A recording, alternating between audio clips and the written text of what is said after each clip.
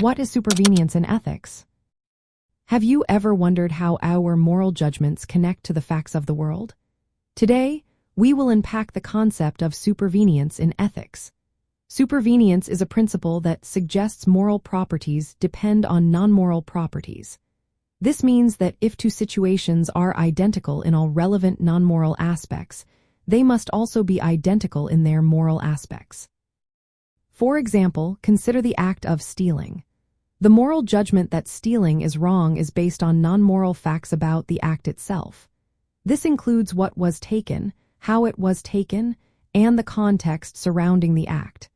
If all these non-moral facts remains unchanged, the moral judgment should also remain unchanged.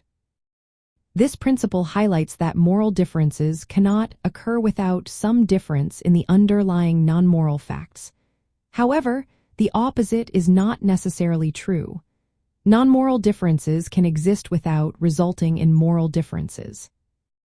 Supervenience has specific logical features. It is reflexive, meaning every property supervenes on itself.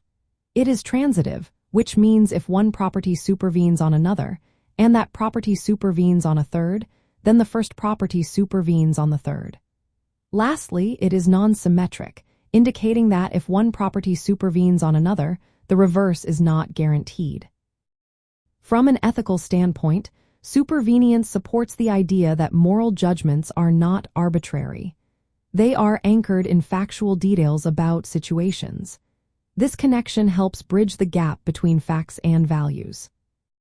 Supervenience also plays a role in the debate between moral realism and anti-realism.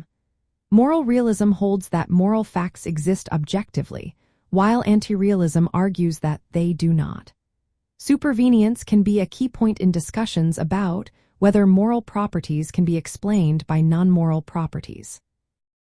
In practical terms, recognizing moral supervenience means that ethical reasoning requires careful attention to relevant non-moral details. These details are what determine moral evaluations. Moral disagreements often arise from differing views about which non-moral facts matter or how they should be interpreted. In essence, supervenience in ethics shows us that moral properties are linked to non-moral properties. No moral difference can occur without a corresponding non-moral difference.